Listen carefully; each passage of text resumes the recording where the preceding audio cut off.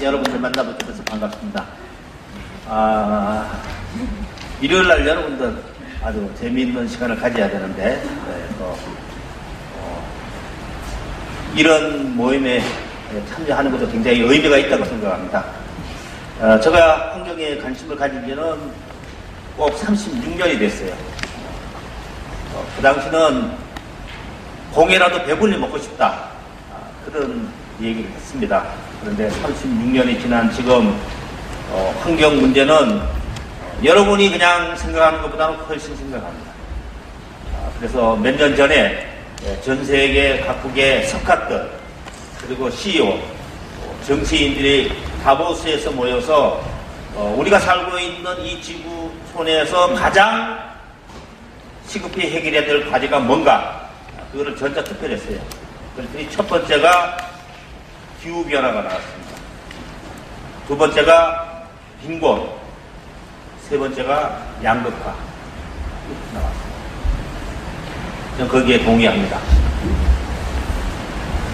지금 지구촌에 살고 있는 71억 중에서 약 20억은 아직도 굶주리고 있습니다. 그 굶주리는 사람들한테 환경 문제 얘기하면 또 설득력이 없습니다.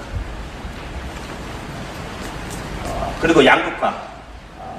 우리나라도 97년에 IMF가 오면서 가장 안정적인 직업이라고 하는 은행원들도 40%가 직장을 그만뒀죠. 그러면서 지금 점점 나라 간에도 양극화가 되고, 또 잘 사는 나라와 못 사는 나라와 또 양극화가 돼서 양극화가 된다는 건 결국은 사회가 좀 더 불안해지는 거죠.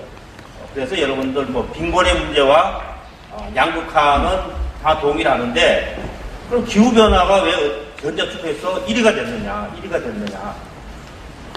여러분, 기후변화가 이렇게 점점 심해지는 이유는 뭐 때문입니까? 뭐 때문에? 화석연료를 많이 쓴 거 아닙니까? 그죠? 지구가 46억 년 동안에 변화하고 또 지각 변동도 오고, 그렇게 해서 지금 우리가 살 수 있는 환경이 된 겁니다.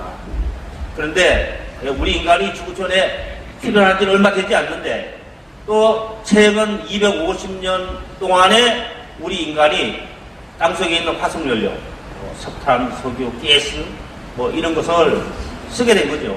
그러니까 석탄, 석유, 가스는 수억 년 동안에 지각 변동을 통해서 나무가 땅속에 들어가서 탄소 동결음이 된 건데, 그것을 우리가 250년 전에 산업혁명이 일어나고 그러면서 석탄, 석유를 쓰면서 그 탄소 동결음이 다시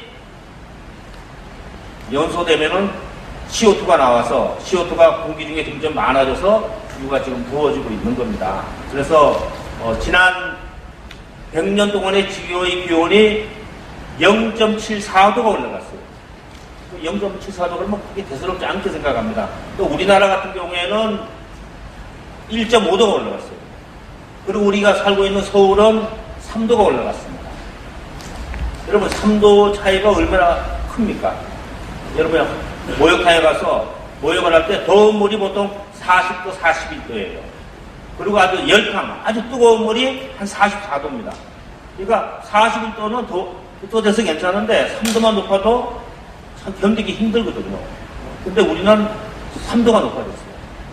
그리고 바다도 점점 더워지고 있습니다. 그래서 동해안 같은 경우에는 지난 100년 동안에 2도가 올라갔어요. 2도가 올라가니까 우리가 그렇게 많이 먹던 명태가 우리나라에서 잡히지 않습니다. 제가 3년 전에 우리가 가장 북쪽에 있는 고성이라고 있어요. 하진포가 있는, 거기서 강연을 하고 군수하고 저녁을 먹는데, 하진포에서 그해 잡힌 명태가 3마리가 잡혔거든요. 3마리도 이놈들이 길을 잘못 들어와서 잡힌 것 같다고. 그리고 물이 점점 더워지면서 이제 다른 수족으로 이제 막 바꾸고 있습니다. 그렇게 해서 우리나라만이 아니라 이제는 기후변화가 진짜 심각하다고 다 얘기를 하고 있습니다. 그거는 세계에서 가장 평화로운 나라 중에 하나인 뉴질랜드 같은 경우, 뉴질랜드 어린이들한테 설문조사를 했어요. 여러분들이 살면서 가장 불안한 게 뭐냐?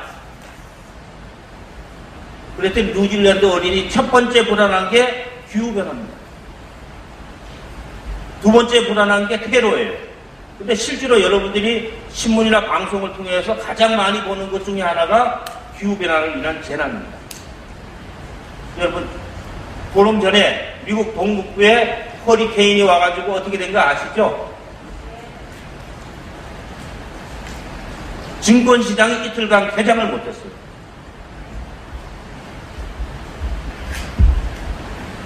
또 2005년에 허리케인이 와서 여러분이 잘 아는 재즈의 고장 뉴올리언즈가 인구 60만이 된 뉴올리언즈가 완전히 물에 다 잠겼습니다. 그래서 아직도 15만 명이 돌아오질 않았어요. 2000년에 중국이 어떻게 됐습니까? 대홍수가 나서 이재민이 1억 2천만 명이 생겼습니다. 러시아, 여러분 기억이 나죠? 러시아 모스크바가 폭염이 와서 평균 기온이 7도가 올라가가지고 40도 이상 기온이 지속이 돼서 굉장히 많은 사람이 생명을 잃고 산불이 나고 또 밀 생산량이 1년에 1억 톤이 생산되는데 그 해에는 6천만 톤이 생산됐어요. 그래서 수출을 못하게 되고 수출을 못하게 되니까 어떻게 됐죠? 2년 전에 밀가루 값이 폭등을 했습니다. 우리나라 라면도 올랐습니다. 그리고 중동에 그 독재국가 중동이 식량 문제 때문에 너무너무 어려워서 그것이 중심이 돼서 여러분이 잘 아는 중동에 민주화 바람이 또 불게 된 거예요. 그러니까 우리가 살고 있는 이 지구촌이 최근 100년 동안에 과거에 우리가 생각하지 않는 그런 재난이 계속 빈발하고 있음에도 불구하고 우리는 그 문제에 대한 구체적인 대응책이 없습니다. 여러분이 잘 아다시피 지금부터 20년 전에 기후환경회의가 열리고 그래서 기후변화 협약, 생물종다양성 협약 그걸 맺어서 20년이 지난 지금 다시 지구촌의 환경을 보니까 훨씬 나빠졌습니다. 그래서 세계적으로 유명한 네스트 브라운이라는 환경운동가고 식량학자고 에너지 전문가가 우리가 살고 있는 지구의 환경 용량을 100이라고 치면은 우리는 지금 150을 쓰고 있다. 여러분 월 수입이 100만 원인데 150만 원을 쓰면 어떻게 됩니까? 처음에는 뭐 카드로 맞고 그러지만 언젠가 파탄이 나는 거 아닙니까? 그 파탄으로 가장 눈에 보이는 게 지금 기후변화입니다. 근데 이 기후변화가 나타나면은 지구의 기온이 올라가는 거 아닙니까? 그러면은 지구의 70%의 바다에 물이 증발하죠. 특히 적도 지방에 있는 물이 많이 증발하면 그것이 지구의 자전을 통해서 바람을 일으키고 그 바람을 일으켜서 육지에 와서 피해를 주게 되는 겁니다. 그게 태풍이고 허리케인이고 사이클론이 되는 거예요.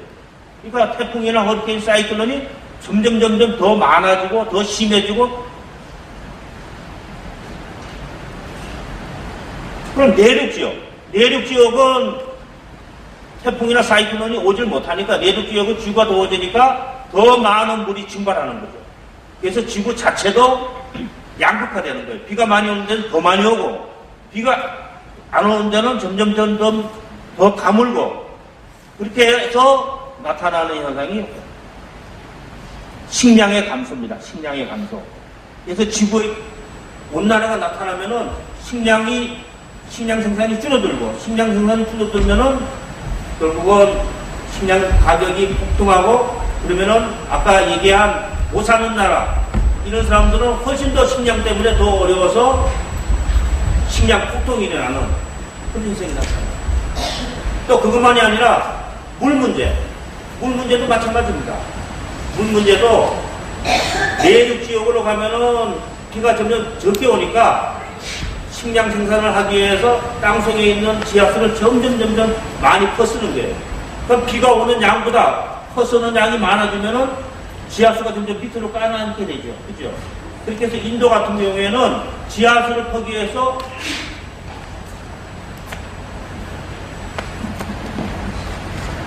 지하 1000m 정도까지 물을 퍼서 쓰는 거예요. 그래서 어떤 지역은 그 지역의 전체 전기 사용량의 반 이상이 지하수를 퍼내서 쓰는 거예요. 그러니까 기후변화는 재난과 양극화와 식량과 다 우리의 삶에 영향을 주는 거죠.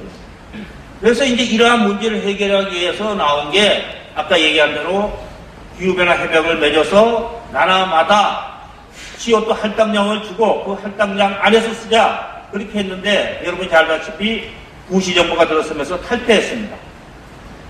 부시가 탈퇴하고 저작년에 다시 코펜하겐 회의에서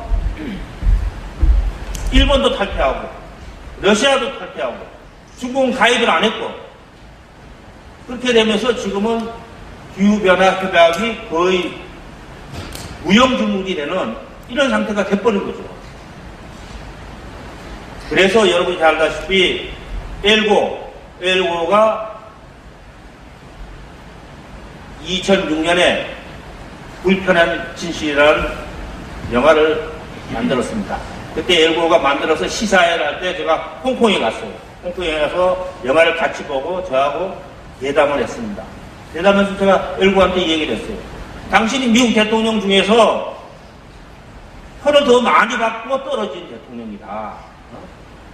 그렇지만 당신은 미국 대통령은 되지 못했지만은 세계 환경 대통령이 됐다. 그러면서 제가 질문했어요.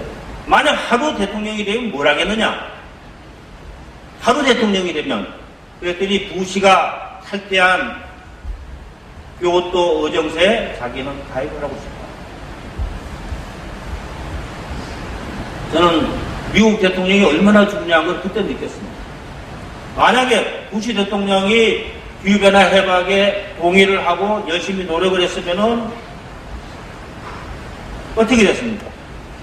러시아, 우리나라, 아마 중국, 인도 이런 나라도 거기에 따라갈 수밖에 없었을 거예요. 그런데 지금은 이제 따라가지 않습니다. 도리어 미국이 가입을 안 하니까 중국에 대해서 감축을 해야 된다 그랬더니 중국이 뭐라 그럽니까? 전 세계의 산업체가 다 중국으로 들어온 건데 중국으로 들어온 거는 중국이 노동력이 싸고 그런 게 대한 규제가 느슨하니까 중국에서 생산해서 다시 너네들이 쓰는데 왜 우리가 그게 저쪽을 받아야 되느냐 이런 식으로 나오고 있습니다. 그래서 저는 그걸 보면서 결국은 이러한 문제를 해결하는데 가장 중요한 역할은 저는 NGO 환경 문제가 중요하다고 생각하는 사람 기후변화가 중요하다고 생각하는 사람들이 힘을 합쳐서 압력을 넣어야지 그것을 정부에다 맡기고 기업에다가 맡기고 이렇게 해서는 해결되기 힘들다는 걸 알았습니다. 그럼 실제로 우리 어린이들이나 우리 시민들은 어떻게 생각하고 있는가? 제가 작년에 초등학교 5학년 어린이로부터 편지를 받았어요. 편지를 받았는데 그 어린이가 최열 아저씨의 지구촌 환경 이야기를 읽고 자기는 금년부터 집에 아파트에 난방을 하지 않고 두꺼운 이불을 덮고 자겠다.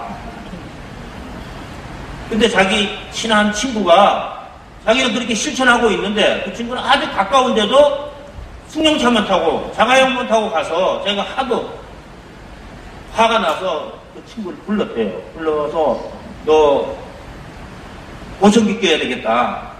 그러니까 친구가 내 귀가 잘 들리는데 왜 보청기를 끼느냐 그랬더니 너 지우가 지금 고통스러워서 지나가는 소리가 안 들리느냐 그러면서 저한테 편지가 온 게 있어요. 또 최근에 온 편지는 이런 겁니다. 우리 아버지 어머니가 핸드폰을 쓰고 있는데 이 핸드폰 있잖아요. 핸드폰 다 이렇게 충전기에 이제 꼽아 놓잖아요. 충전이 다 되면은 색깔이 초록색으로 바뀌죠. 초록색으로 바뀌는데 아버지 어머니가 계속 충전을 해서 스트레스를 받는다. 또 자기는 에너지를 아끼려고 노력을 하는데 어머니는 샤워 한번 하면은 그냥 물 타는 소리가 너무 오랫동안 들려가지고 스트레스를 받는다. 이런 얘기를 하는 편지로 오는 걸 보면서 아 이게 세상이 많이 달라지고 있구나.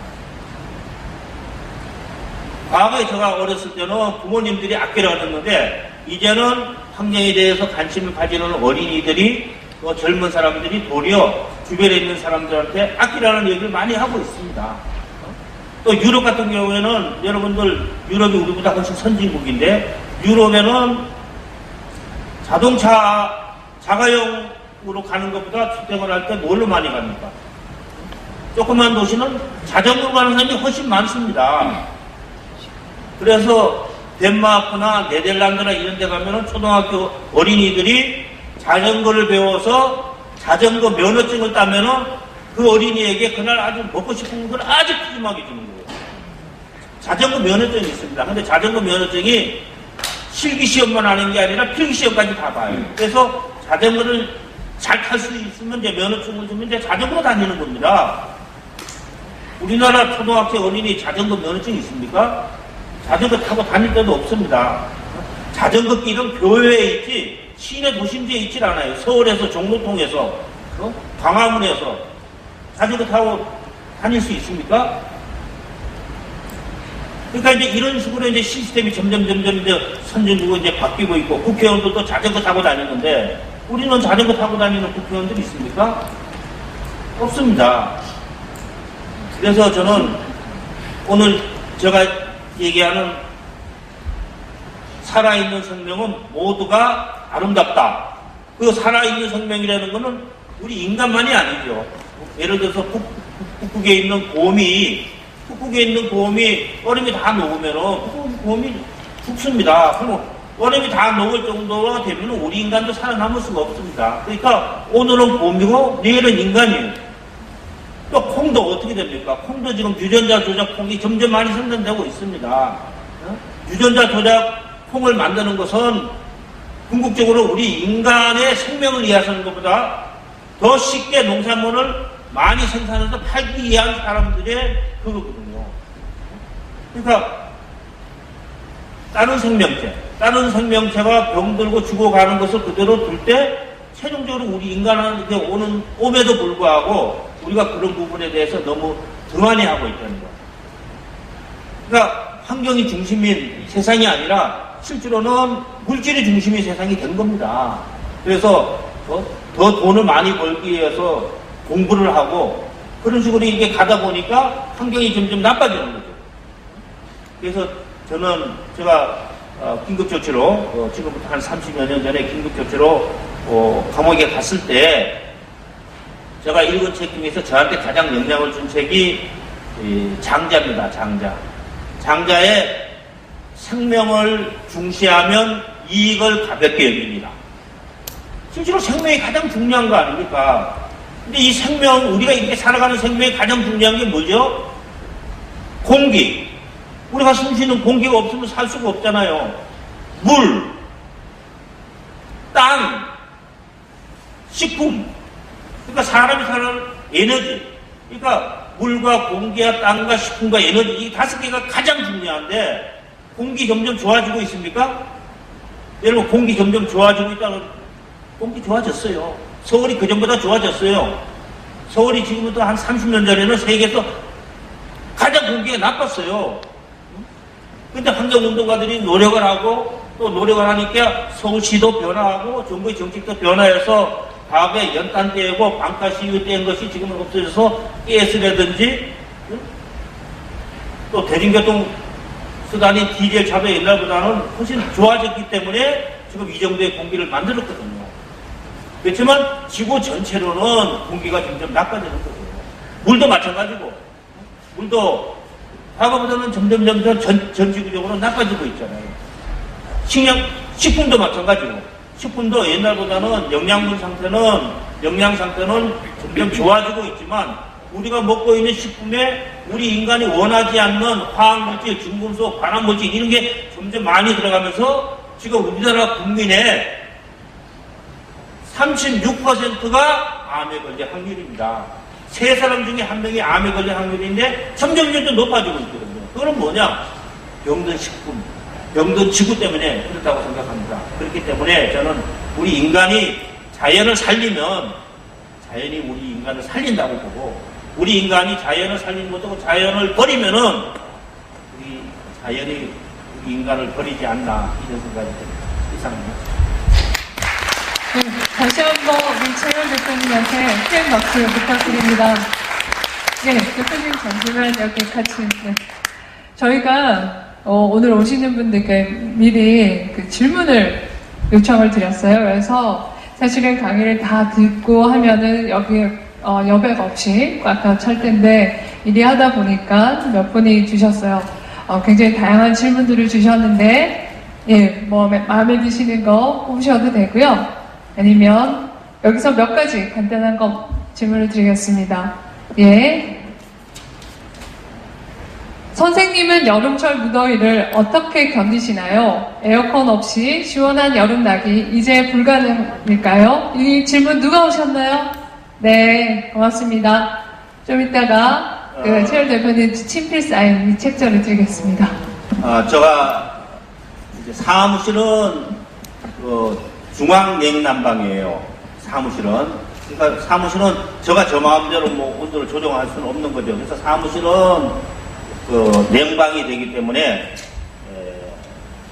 비교적 시원합니다. 시원한데 저 방에 이제 그 냉방 하는 스위치가 있어요. 그래서 제가 이렇게 가능하면은 온도가 너무 차면 끕니다. 꺼서 저 방이 이제 따로 돼 있고 이제 사무실도 쭉 있는데 저 방 사람들이 탁 들어오면 왜 이렇게 더워?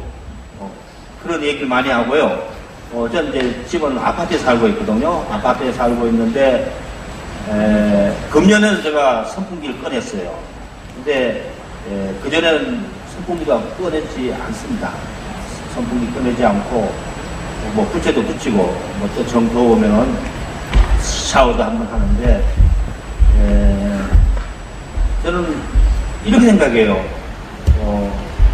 이게 자연의 현상이라는 건 더울 때 좀 덥게 살아야 되고요. 추울 때 좀 춥게 살아야 됩니다. 근데 제가 2002년에 월드컵 할 때 그때 스위스에 가 있었어요. 그 스위스가 잘 사는 나라잖아요. 그때가 6월 달인데 버스를 타는데 더운 거예요. 그러니까 저도 모르게 우리나라는 냉방이라는데 저도 모르게 왜 이렇게 더워 그러니까요. 운전기사가 더울 땐 덥게 사고 추울 때 춥게 사세요 그러는 거예요. 그게 맞다고 생각합니다. 더울 때 조금 덥게 살고 추울 때 좀 춥게 살아야 되는데 더울 때는 시원하게 더울 때는 시원하게 추울 때는 따뜻하게 그래서 전 세계 겨울에 집에서 반팔 입고 있는 나라 없습니다. 유럽에 가보세요. 그래서 유럽 사람들 전부 다 세타 입고 그러거든요 집에서. 그래서 저는 좀 겨울에 좀 춥게 살아야 되는 저도 질문이 하나 있는데요. 아까 그 세계 환경 대통령이 엘고어가 이제 만약에 당신이 하루 대통령이 된다면 어떻게 할 거냐라고 그 질문을 했는데요. 그 한국의 환경 대통령이고 또 아시아의 환경 대통령이시잖아요. 그 최열 대표님이 만약 같은 질문을 받으시게 되면 어떻게 하실지 궁금하네요. 저는 소고기 하도 안 먹었으면 좋겠어요. 실제로 이게 소고기를 1kg를 생산하려면요. 식량이 한 7kg 들어가거든요. 7kg 들어가는 거예요. 그러니까 소고기를 200g만 먹어도요. 200g만 먹어도 CO2로 치면은 그 한 20배 정도가 나와요. 그러니까 4kg 정도가 나와요. 저기 200g이 나오면은 40kg 정도가 나와요. 여러분 CO2가 1톤이면은 1000kg면은 반경 8kg의 큰 곰에다 CO2를 꽉 집어야지 그게 1톤입니다. 예. 여러분들 고기 안 드시고 다들 채식 열심히 하실 거죠. 적어도 한 달에 한 번이라도 채식하는 데 하시면 좋을 것 같고요. 이제 시간상 많은 분 다 못하고 한 분만 더 제가 하겠습니다. 대학에서 실천되고 있는 획기적인 환경운동에 뭐가 있을까요? 어떤 분이 질문해 주셨나요? 네, 고맙습니다. 나중에 책 받아가세요.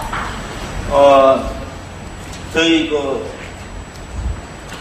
저희 우리 환경재단에 각계 인사들을 10주간 교육을 시키는 프로그램이 있어요. 거기에는 뭐 장관들, 차관들, 대학교 총장, 대기업의 CEO 뭐 이런 사람들이 이제 교육을 받았는데 또 서울여대 이광재 총장님이 저희 교육을 받고 났어요.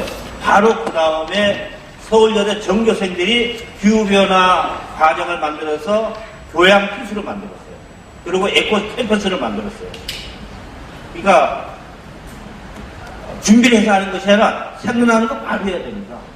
여러분 잘 아는 아바타 감독이 누구죠? 제임스 캐머런이죠. 캐머런을 제가 2년 전에 만났는데 당신은 어떻게 그런 영화를 만들었냐 그랬더니 자기가 가지고 있는 영화에 대한 모든 지식을 다 버렸다는 거예요. 다 버리고 새로 생각해서 만들어낸 게 아바타라는 영화래요. 그래서 그럼 앞으로 뭘 하겠느냐 그랬더니 자기는 영화를 통해서 지구 환경 문제, 특히 거대 댐, 그리고 아마존강의 그 벌채, 기후변화, 이 문제를 해결하는데 자기가 열심히 노력하겠다. 이런 얘기를 했는데요. 저는 환경 문제는 자기 어떤 일을 하더라도 할 수 있는 역할이 있고, 또 환경단체, 영국의 뭐 내셔널 트러스트나 이런 데 가면은 회원이 250만이거든요. 우리 여성환경연대 회원이 아마, 여성환경연대 회원 10,000명 됩니까? 아닙니다. 1,500명. 1,500명밖에 안 돼요. 그래가지고 이게 해결되겠습니까? 그래서 저는 회원이 되면은 달라집니다. 달라집니다. 그래서 저는 달라지는 게 남이 달라지는 게 아니라 자기가 달라져야지 세상이 달라지고, 그래서 정치인들도 우리가 달라져야지 정치인들도 기후변화가 중요한 이슈가 되는데, 지금 대선 후보들이 뭐 기후변화 얘기합니까? 전부 다 그냥 뭐 일자리 뭐 실제로 현실적으로 그렇게 쉽지 않은 얘기를 많이 하고 있습니다. 그래서 일자리도 그린 일자리, 녹색 일자리, 그린잡, 이런 아주 구체적인 내용을 가지고 해야 된다고 생각합니다. 예, 저희가 그 에너지를 많이 안 쓰기 위해서 충전을 덜 했더니 네, 방금 충전을 시켰고요. 저희 마지막 시간이 조금 더 있다고 그래서 딱 한 가지 질문을 더 직접 고르시도록 하겠습니다. 예. 어려운 질문이네요. 대학 진학 고민하고 있는 고2 학생입니다. 요즘 환경 분야에서 가장 필요한 사람이 있다면 어떤 사람이 있을까요? 이건 누가 질문하셨나요?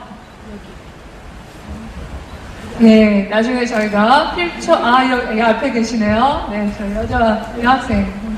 제가 2년 전에요, 제네바라고 있죠, 여러분.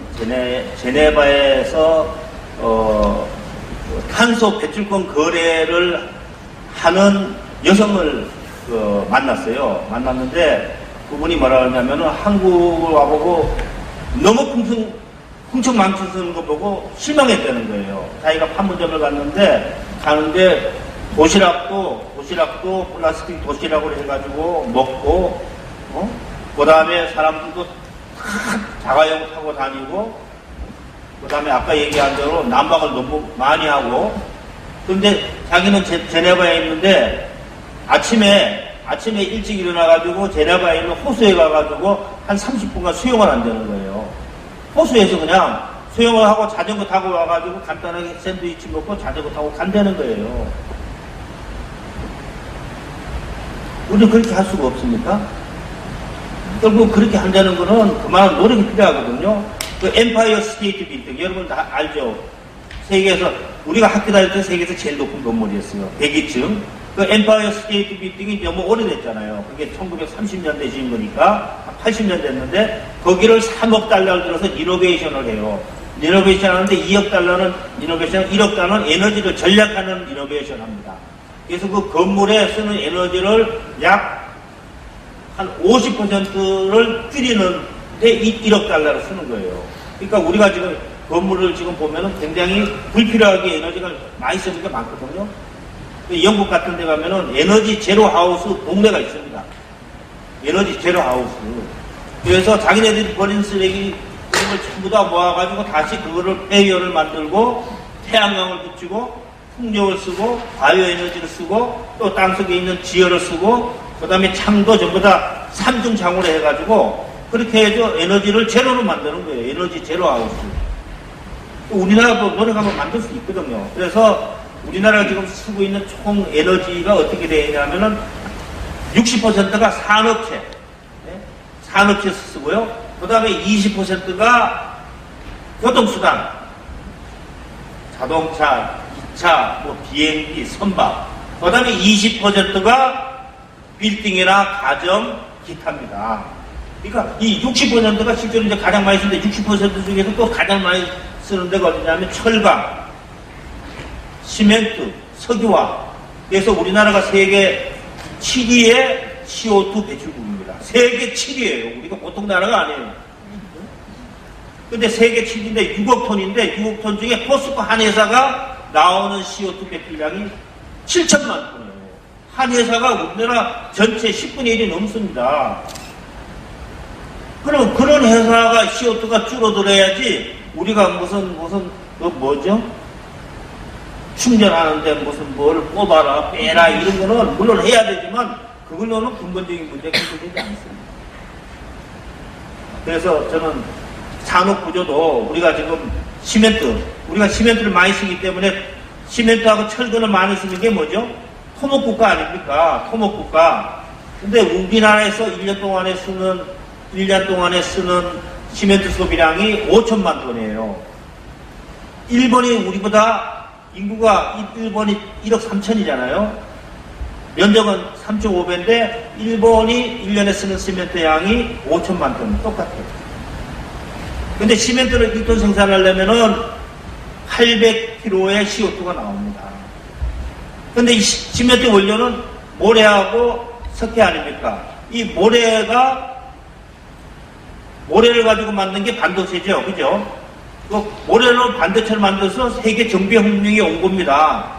또 모래를 가지고 만들어낸 게 뭐예요? 태양광 원료예요. 폴리실리콘이에요. 그러니까 모래를 가지고 시멘트로 가는 게 발전이냐? 아니면 모래를 가지고 반도체를 만들고 모래를 가지고 태양광을 만들어서 전기를 생산하는 쪽으로 가야 되느냐? 근데 후자로 가야 된다는 거예요. 우리나라는. 그래서 저는 이 자연 에너지, 태양 에너지든지 풍력이든지 파도라든지 지열이라든지 바위라든지 이런 것을 많이 이용하는 이런 쪽으로 가야지 환경도 살리고 경제도 살릴 수 있는 그런 시대가 오지 않나 그렇게 생각합니다. 이사입니다. 네, 다시 한번